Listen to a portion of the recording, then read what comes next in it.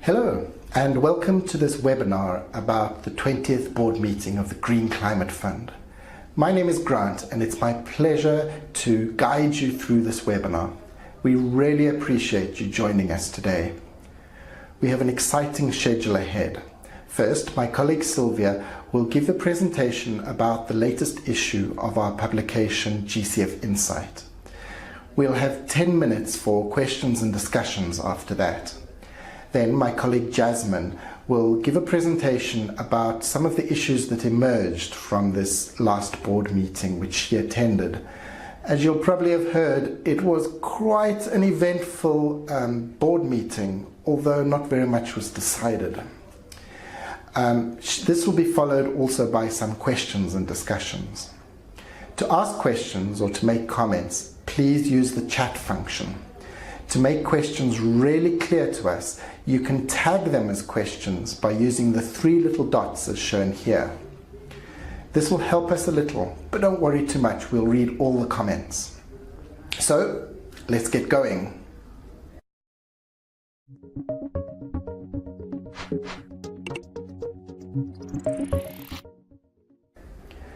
My name is Grant Ballard-Tremeer, and I'm founder and CEO of ECO. Over the past 18 years, we've been thinking deeper to support clients to study markets, design market transformational strategies, and to prepare implementation plans in over 130 countries. In addition to me, our other presenters today are Jasmine Hyman, a principal consultant, and Silvia Emili, a consultant in our team here at ECO. Silvia will now speak about the study we carried out in the run-up to the board meeting as part of our series called GCF Insight. This study focused on the experiences of stakeholders to develop projects for the GCF. Silvia is a project formulation expert with a focus on sustainable business model innovation.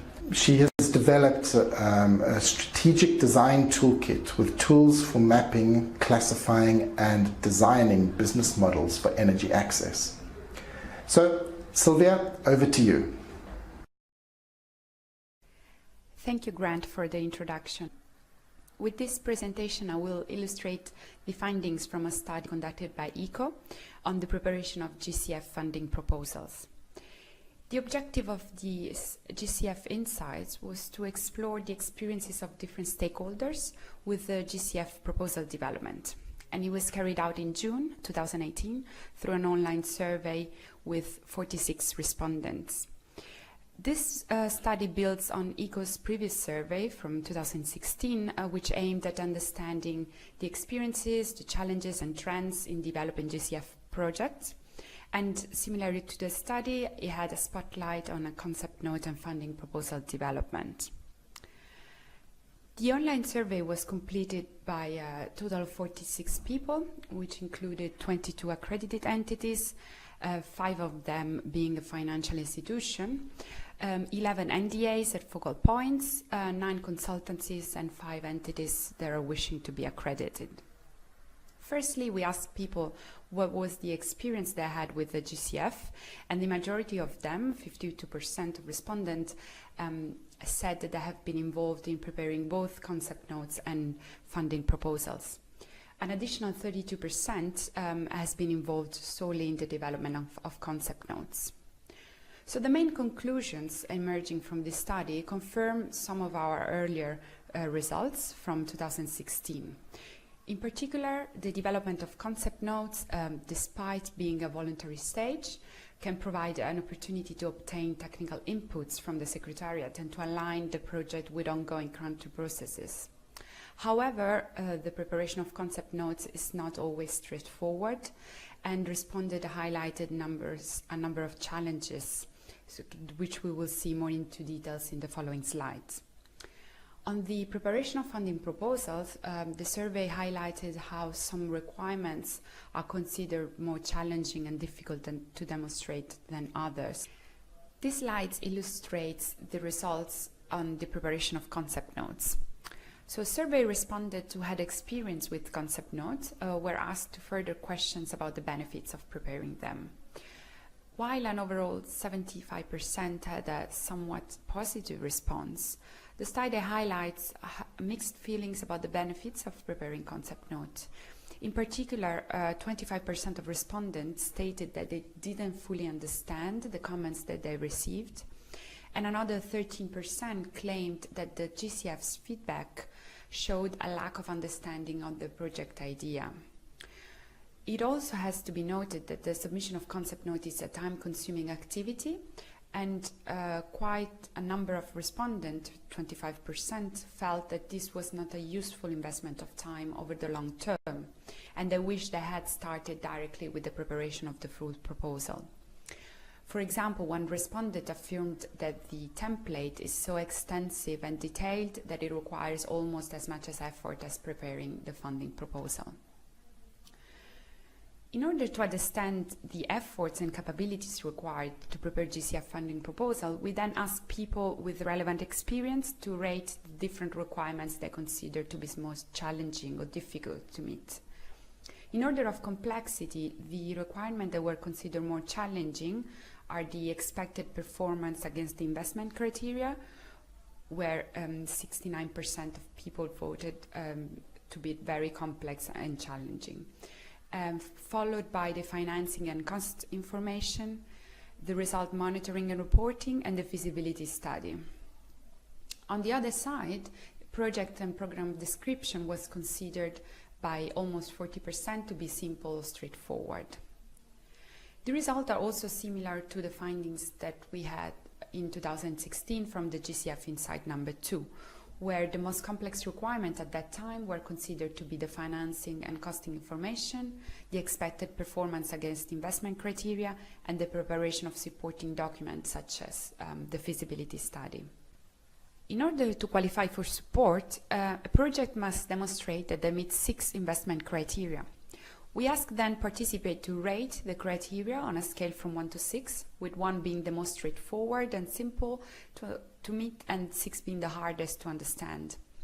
The paradigm shift potential is the criteria that was considered the most difficult to demonstrate, scoring an average of 3.2 and a median score of 3.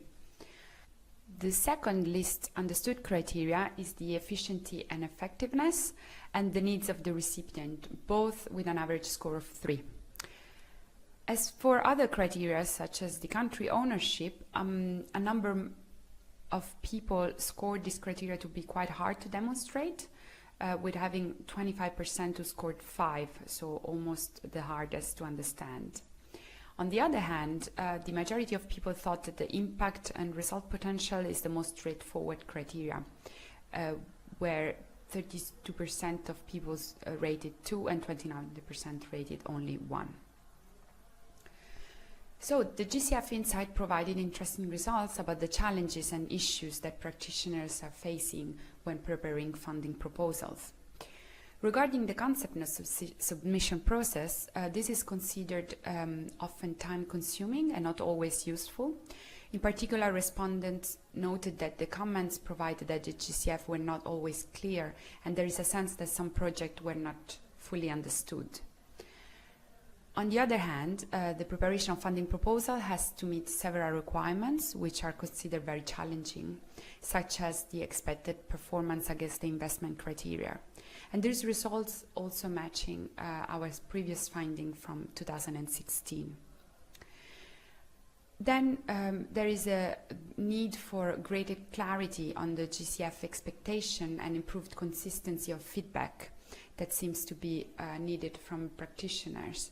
In particular, if the concept notes will become mandatory for larger funding proposals, it would be valuable to have improved guidance on how the paradigm shift potential and effectiveness and efficiency, for example, can be met.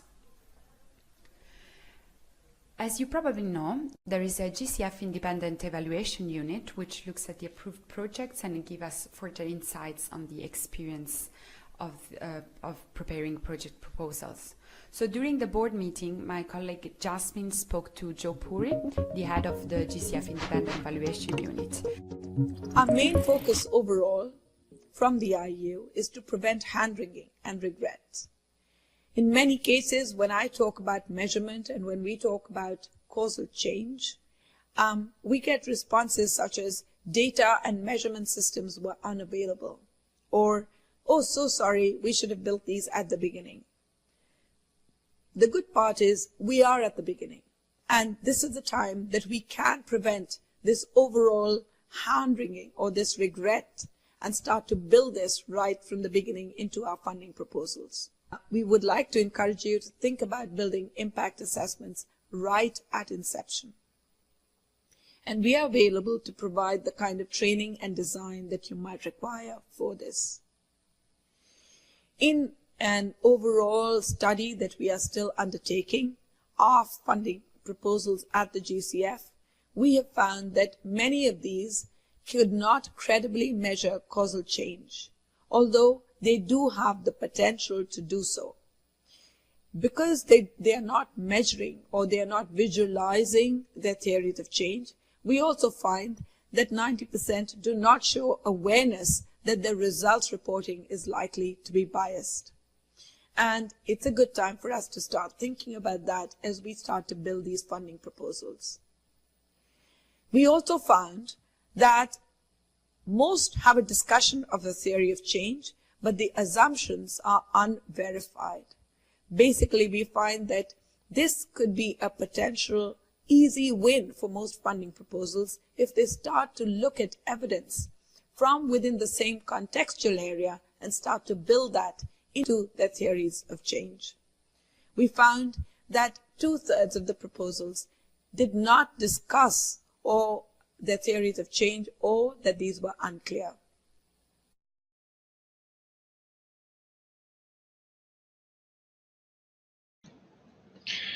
Fantastic. Thank you very much, Silvia, and thanks to Joe as well for that short little video clip that we showed. We now will have a bit of time for discussion and some questions around this. So please do, if you have burning questions, do type them into the chat. As you'll see, we've already indicated that we're recording the webinar and the presentations will also be available. We'll circulate to everyone a link where you can pick those up. So any questions, please do type them into the chat and we'll deal with them. I think just to get started, I have a little question of my own for Silvia.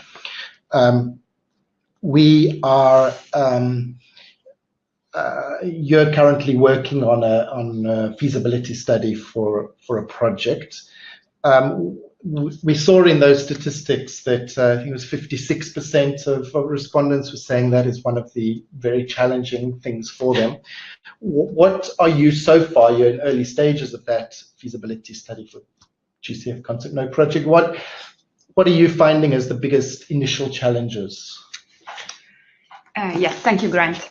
Well, we are just at the early stage of the designing the funding proposal, but I think in terms of the feasibility studies, there's a lot of time that needs to go into planning the field activities to gather data on the field, as well as matching this data from the field with the climate rationale and finding available data to justify the interventions in the field is also a challenging part. And then I think it also important to highlight that the feasibility study requires several months to be undertaken and to be completed before starting writing the full proposal. So there's quite a lot of investment in terms of requirements, but as well in terms of time to plan it accordingly. Mm-hmm. Yeah, absolutely. Data availability is a really big deal, particularly in adaptation projects where you're trying to work that climate rationale. Okay, thank you very much. Thank you. Any questions from the participants?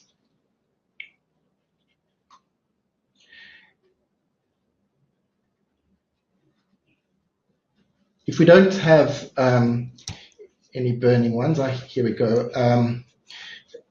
There's a question really from Vinay. Does preparing the concept note and comments received from GCF help in preparation of the funding proposal in any way?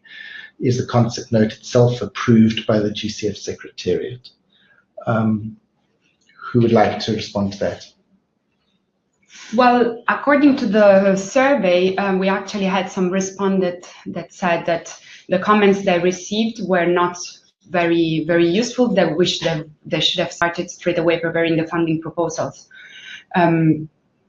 So on one side, preparing the concept note is useful to get technical inputs and also to align the project with current country processes. But on the other side, there's a challenge in understanding where the feedbacks that they get and how to integrate them and how to use them to prepare a better funding proposal. Mm-hmm. Yeah, just to add to Silvia's comment there, we've found the comments to be very useful indeed. They sometimes express sort of, as you saw from our survey, that the GCF hasn't fully understood the project. Now, in my view, that means we haven't properly explained our project. It's not the receiver who is, shall we say, to blame for lack of understanding.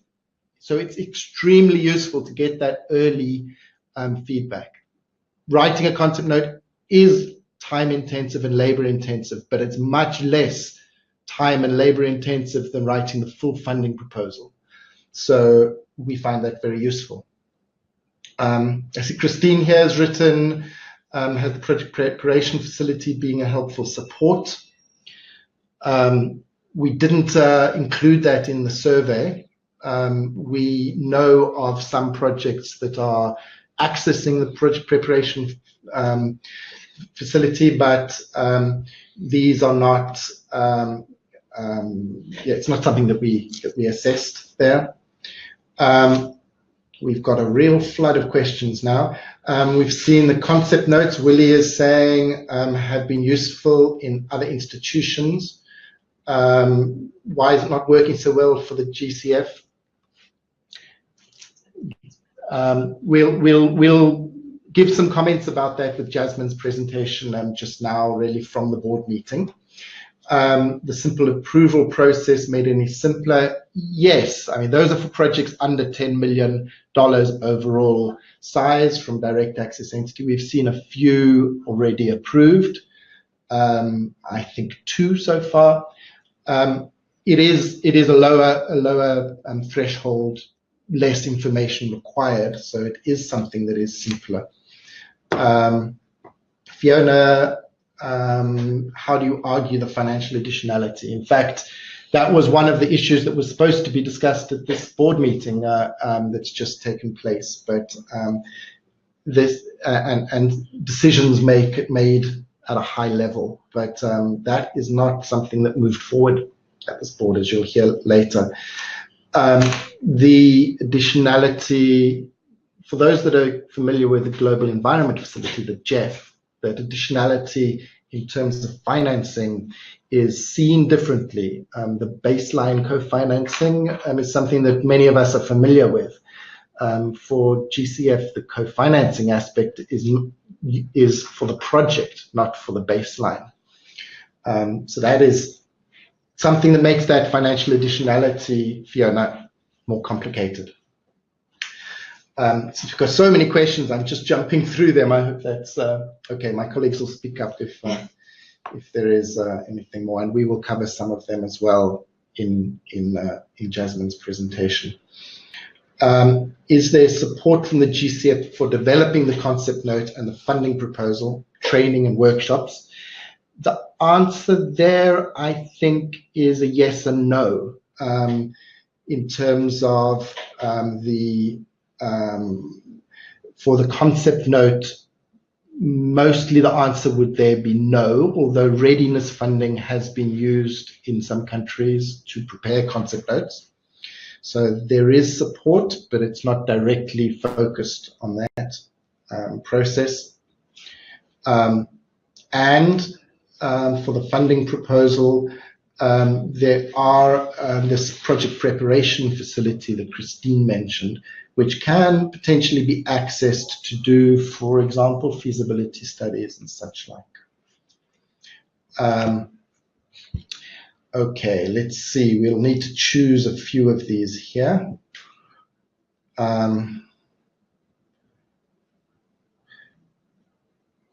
Consolidation of knowledge.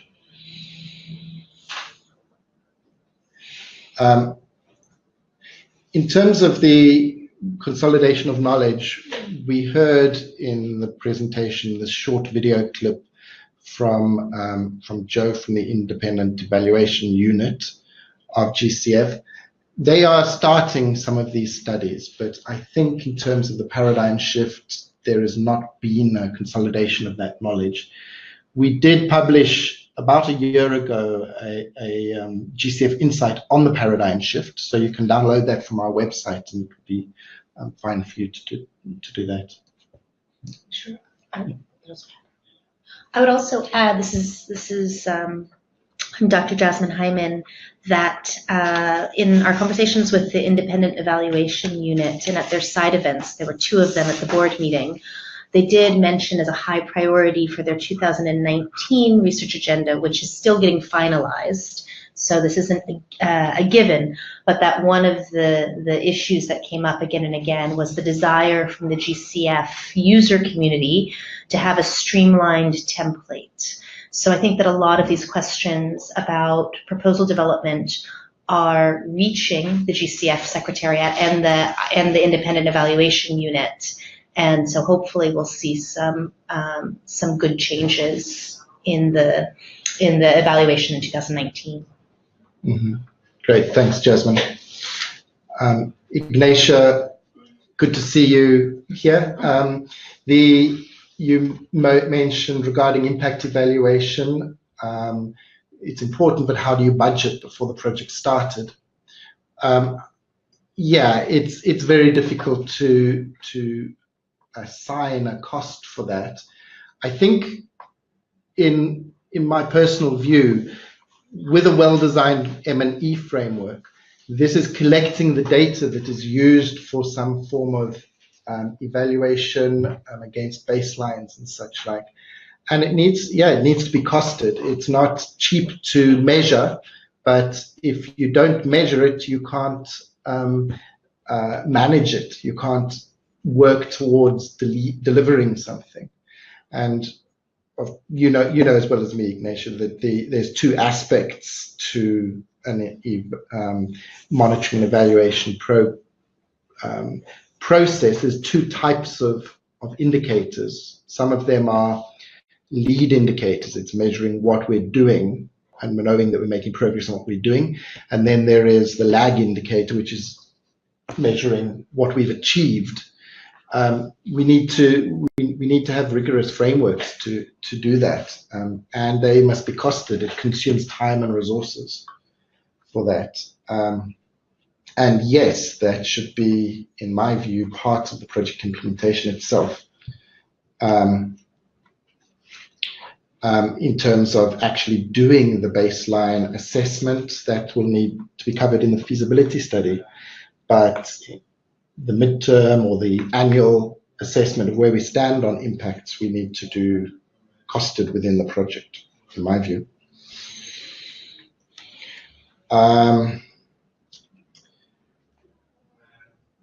Which are the others? I think we probably need to press on. The message, I'm just going to pick out a couple of them here since we don't have time really to go into detail. It might be useful, so after this call, we'll take all of these questions and write a short response. I know it doesn't make for discussion really, but we'll write a short response to that so that at least you hear our views on each of those there, because there's some fantastic questions here. Dean, nice to see you asking about the guidance and training. We know that GCF is organizing some of that. but it's really getting in touch with the GCF Secretariat that people need to do to find out when these are being held, who they are open to, and such like.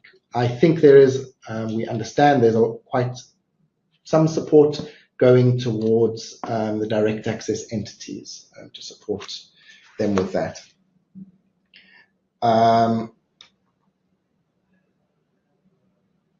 The GCF, Ken, you're asking about the theory of change. There is, I believe, some training being developed within GCF structures on theory of change. We also have a few videos that we've recorded because we do various training around the world on such topics such as theory of change, and we will make those available soon and certainly tell you about it, which gives more insight in our thinking about theory of change and how to structure it. And I think I will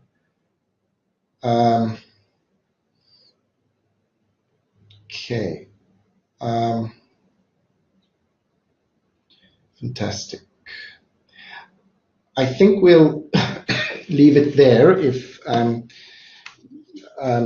you don't mind. As I said, we'll give by email some responses to this, and of course, from that email you can reply to us, and we can have some discussion if you think that would be useful on it. Yeah, our time's up for that discussion around Silvia's presentation. My colleague Jasmine, who you heard a few minutes ago, will now speak about the 20th GCF board meeting and some key issues that emerged from that. Jasmine's a project formulation specialist here at ECO, who's worked on designing a wide variety of market creation projects. She has over 15 years of experience in climate-compatible development and green finance. Recently got a doctorate in 2016 from Yale University of Forestry and the Environment, where she worked on identifying design principles for global climate finance schemes to promote equitable development and social justice. You also might like to know that Jasmine served on as an economic affairs officer at the UNDESA, serving on the Secretariat to facilitate negotiations around the Addis Ababa Action Agenda. So you have some first-hand knowledge as well from other types of negotiations. And prior to research at Yale, Jasmine was Director of Programs and Partnerships at the Gold Standard Foundation, which I'm sure many of you have heard about, a certification scheme for greenhouse gas emission reduction projects. Jasmine's got degrees from Columbia University, from the London School of Economics, and of course from Yale. So over to Jasmine. I need to just get your slides up and then you can kick off. Thanks so much, Grant. I'll wait for my slides. So even before the slides come on, you've probably either you were there or read about, I think it's well-known news at this point that the 20th meeting of the board was a failure. The board members were unable to agree upon an agenda. They spent about 75% of the time arguing.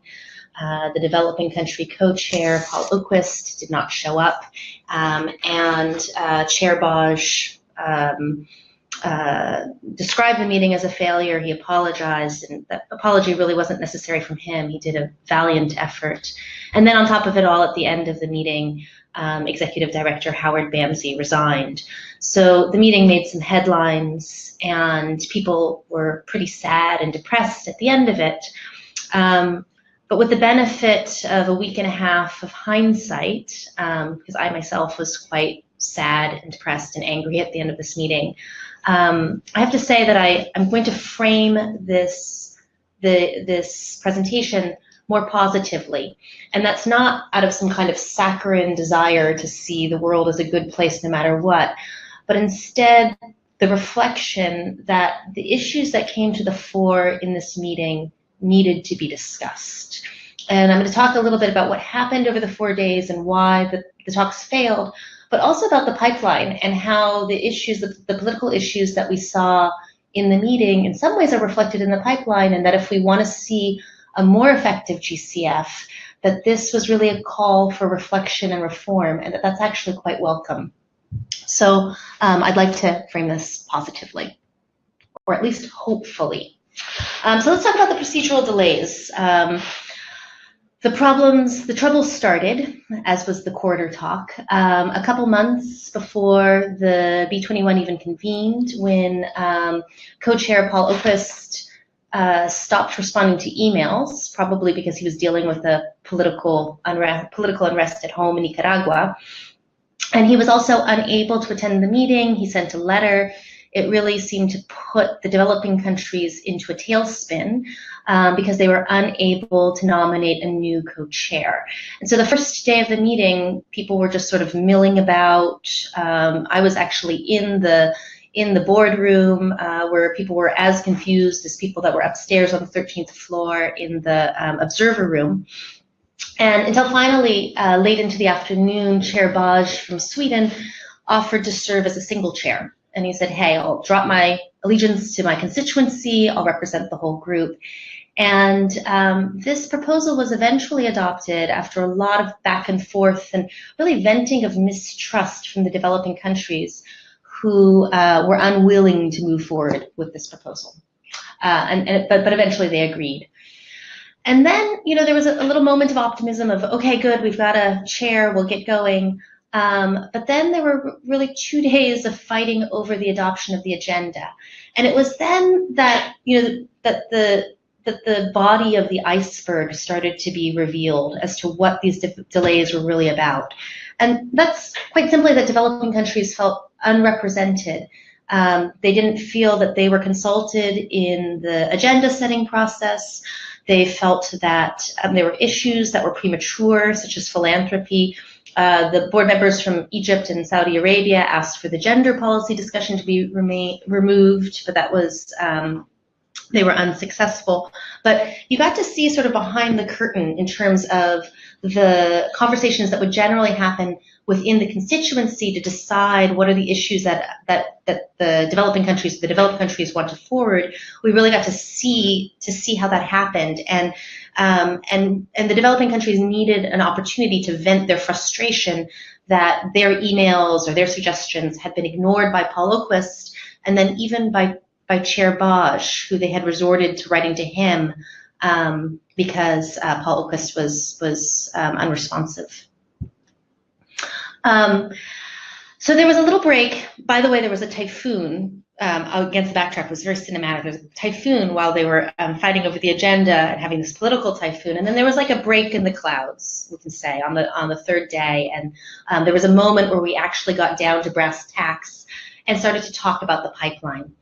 So at a glance, there 30 projects are being implemented, valued at $1.4 billion as of June 26, 2018.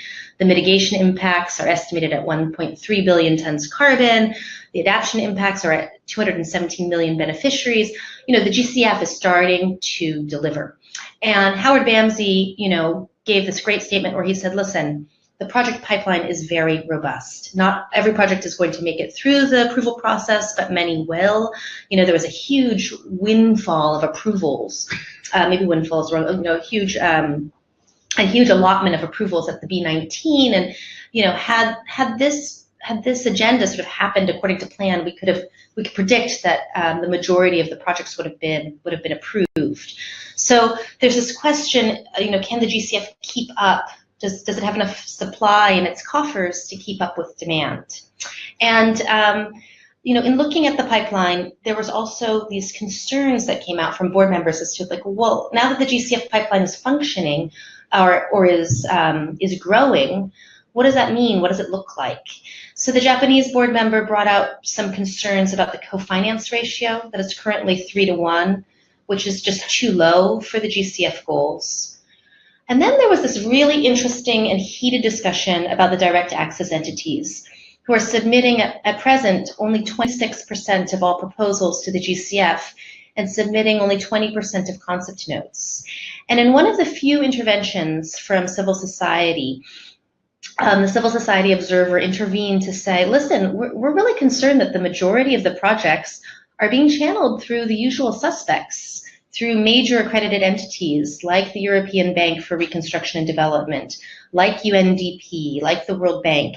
And isn't the whole point of the GCF to get these host countries developing projects that are, that represent themselves? And then there was also concern about drying up funds. That right now, they had $2 billion to give at the B.20, but that the pipeline is forecast at $2.8 billion. So there's not enough money to give to the good projects that have gone through all of this, the struggle that we were just hearing about from Silvia, that maybe there's not enough money to go around. Next slide, please. And so, there was this interesting discussion, and with the benefit of a week and a half hindsight, I can sort of see that actually these concerns reflect really the politics that were happening in the room, right? This concern about co-finance is about the GCF's ability to play with others. How well does it engage the private sector? How well does it engage other sources of finance? And this concern about the direct access entities, again, it's this question of representation. Are developing countries, our host countries, being adequately represented in this design process? The concerns about the supply and demand and those two matching in order to meet the needs of the project developers who have put in all this work. We'll talk about that in a moment about the replenishment, but this was really a watershed moment in the GCF processes in terms of talking about what's really going on. Next slide, please.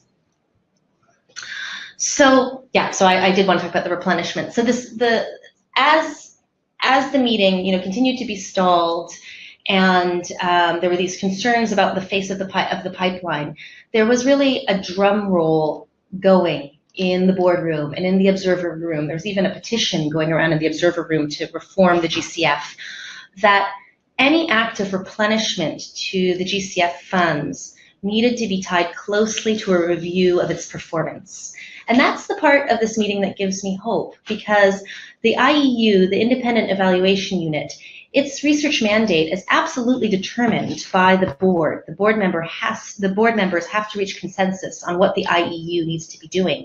And I would argue that it took a meeting like this to get all of the board members saying, we need to review our governance structures, we need to review our approval structures, we need to look at how we're performing in a critical, reflective, and constructive way. And that's ultimately a good thing. I don't want to be too Pollyanna-ish here. There were a lot of really sad things that were said. I was very struck by Lars Roth, the Swedish board member, at a certain point in the late into the evening, saying, listen, I came here with a strong commitment from my government to replenish the GCF, but after this meeting, I don't know how I can return to my government and tell them to do that. That's really depressing. And then a developing country board member told me informally, we're not deciding things as a board. Things are decided when we're not there. They were really concerned that the GCF Secretariat was making too many decisions. So it was a big family fight. A lot of dirty laundry was aired. Next slide, please.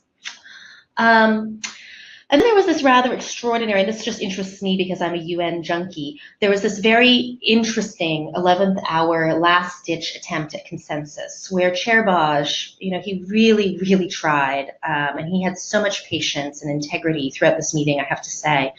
But at a certain point, he just said it like it is, and he said, this sums up the meeting. We cannot agree on agenda, on proposals, or on problems that can be solved. And the problem that he wanted to solve was he was saying, listen, can we extend the meeting, go a little deeper into the night, and just look at the projects? Can we just approve the projects for the people that have flown all the way to Songdo to see if their project is going to happen? And can we just look at these accreditation proposals? We've already discussed it, but let's just do this. And I completely understand where he was coming from. But of course, if you spent 75% of a 4-day meeting fighting over the agenda and the process that led up to creating the agenda, then how can you possibly say, well, let's just helicopter in a brand new agenda and decide, 8 minutes before the end of the meeting. So his proposal was rejected, and the meeting, ended in a non-decision on all counts. Next slide. So what are the next steps? Where do we go from Songdo? First of all, the project and accreditation approvals are expected at the B.21 in Bahrain. Although there might be some delays to the B.21 that were discussed, there's going to be an executive director search and possibly a new developing country co-chair. The silver lining is that I think that the IEU really can expect a broad mandate for 2019 in terms of reviewing the board, possibly, I don't want to overpromise, but also looking at streamlining some processes in the project approval, in the project design process, and also in looking at how the financial criteria is assessed. And there's also going to be, as we were talking about before in the questions and answers, what types of activities is the IIU planning? There'll be this evaluation workshop in Bangkok next week. I think it is not open to all, but we will be there on July 23rd, and we'd be happy to share our experiences with you and what we learn. So thank you very much, and happy to take questions. Thank you very much, Jasmine. I hear that there are few people who have some difficulty with the sound. If it's on our side, my sincere apologies about that.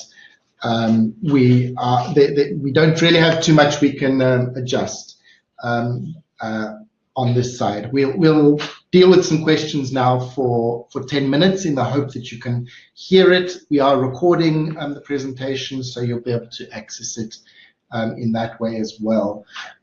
We've got some questions straight away here. I'll very quickly deal with Godfrey, your question about regulatory work.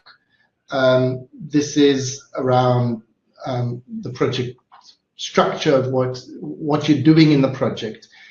For full projects, without any question, you can't have purely a focus on regulatory work. If that's the case and there's regulatory work that needs to happen earlier, then by all means, that must be done under readiness activities. Regulatory work is important, but it must be very focused on the project and a small part of the overall project. Benjamin, you've written about originally Zahir, naturally leads and concerns of the developing countries. What was the situation with that? So Benjamin, that's a really good question. I wasn't in the room with the developing countries as they were discussing who should be their co-chair, but I did, hear from people that were, I guess the most I can give you is the corridor talk, which is that essentially the argument or the debate was that Zahir was nominated to be a co-chair, but that there was a discussion over whether or not that should be a permanent position, which is, I think, or if that was just for this meeting. And so because there was a lack of clarity as to whether or not OQUIST is gone for good or, or should be replaced, the developing countries, and again, this is that same process issue, said, well, we don't want to make a decision about a permanent co-chair in this rushed way without adequate time for consultation. And so that was what held up the discussions. And just another note on Zahir, he did something that I thought was very unusual and just sort of speaks to the remarkable nature of this past meeting, which is that there was a morning, the last morning, the fourth day of the meeting, where we were all just sort of sitting around wondering, are we ever even going to adopt the agenda? And the developed countries came up to the 13th floor where all the observers were seated and basically said, this is not, our doing. We want things to move ahead. This is the developing countries. And then the developing countries came up and took the podium, actually, and said, well, this is what's going on for us. We want to create this shortened agenda. Zahir was explaining that he wants to create a shortened agenda to see if it will work. But it was almost like tattling on both sides, coming up and telling the observers, hey, this isn't my fault, I want to see climate change. And it just sort of spoke to the degree of internal chaos going on. And I think along that context, the only thing that everyone in the room could agree was that there needed to be reflection and reform. And now that I've recovered a little bit, I think that that's actually a great thing to have happened. Okay, yeah, thank you, Jasmine. We have here a question, let's see.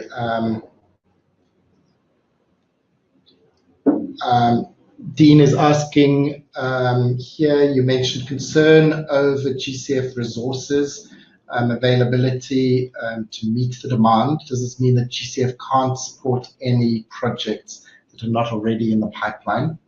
Is that something you could speak to? Sure. So there is there is the, I believe it's 3 billion. I'll fact check myself and write back to you. That's still left, but the concern is that the pipeline is growing, is outpacing the funds. But bear in mind that that's not so unusual. That's actually to be expected right before a replenishment. So really what needs to happen is the replenishment needs to move forward. And what was agreed at the meeting, in this meeting of non-agreement, was that in order for the replenishment to move forward, there needed to be a performance evaluation and reflection on how the board and how the GCF has been performing thus far.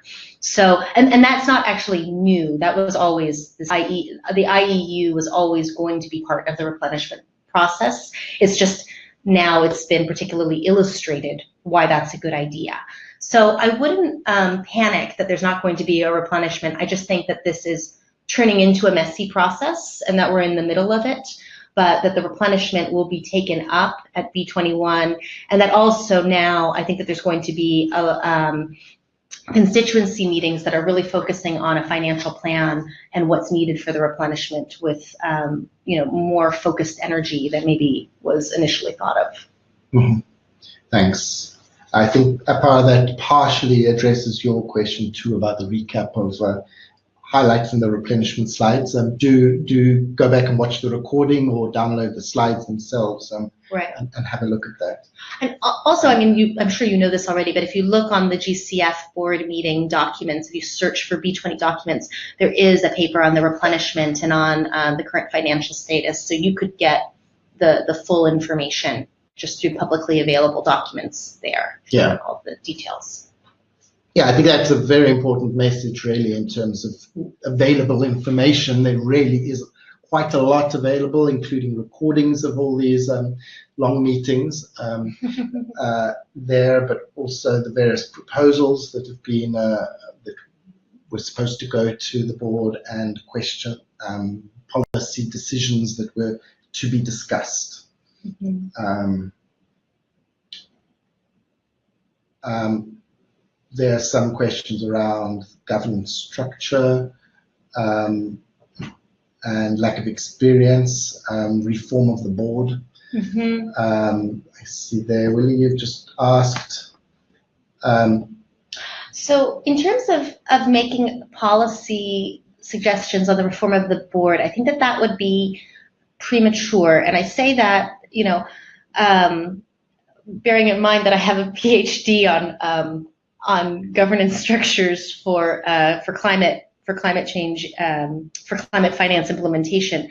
But the reason that I say that it's premature is that I think that we should really let the independent evaluation unit do its work, and that is actually the important first step, is having, so the IEU, I think Dr. Jo Puri, she's heading this unit, and she's so excellent in terms of being independent, autonomous, credible, a serious, rigorous academic. I think that she brings a real, she did 2 side events where her unit looked at the 53 proposals that have thus far been approved by the board, and they looked at what is their risk assessment in terms of how credible the claims for making an impact are. She actually teaches impact evaluation at CEPA at Columbia. So she, they're looking sort of, they found very similar findings to our GCF Insight survey, and I just had the feeling talking to her that this is in good hands in terms of somebody asking the right questions as to how effective the GCF is. So I would watch that space in terms of their recommendations for what needs to happen. And something that she talked about was this need for a streamlined template. And just to finish the thought, I think that what the donors want to see is evidence that the GCF is effective and is capable of meeting its mandate before they replenish. So I think there's an order of operations here, and I was actually quite encouraged by the IEU side events. I will be even stronger. I was inspired. Mm-hmm. Great. Thank you, Jasmine. And in a way, you're answering this question around that Ken, I think, raised around, is this just a down cycle that one can expect? Part of the process, really. There is a process of evolving, I suppose, some of these governance structures. Yeah. But I'm very aware that the agenda which dominated so much of the board meeting, controlling the agenda it's really a hidden type of power, isn't it? So the breakdown in the consultation really means that there's a feeling of decisions being made, as the one board member told you, decisions being made outside of the real board, and things are being engineered in some way to disadvantage the developing countries. That's a governance issue that really needs to be addressed, either through application of existing processes for setting agenda, for taking some real role there. Yeah, I think that lack of consultation really poisoned the well. But I think back to my time at the Addis Ababa Action Agenda, where it looked like talks were really delayed and things were sort of falling apart. And I remember I spoke to a seasoned negotiator then who said, the UN process, it always looks messy and it always looks really terrible from the outside. But the truth is that there's no other pathway to as robust and rigorous an international agreement. And so I think that that's not to say that we should only look to public institutions to solve climate change. No, there needs to be that fast-moving coalition of the willing that the private sector brings and that fast-moving smaller organizations can do, but that this process gets messy and that consultation is emphasized as being super important. That's not a bad thing. That's the nature of the beast. Mm-hmm. Great, thank you. So I think on that partly upbeat note, we need to bring the webinar to a close. Really, we're out of time. We promised 45 minutes. We've gone slightly over the time limit there. So thank you very much for participating. We will send a document with some responses to some of the questions we couldn't get to. Also the link to be able to download or watch the video and download some of those presentations if you would like them. Thank you very much for participating. Do visit our website, sign up if there for our newsletter, connect with us on LinkedIn and Twitter, get in touch if you'd like to discuss more, and thanks once again, and goodbye.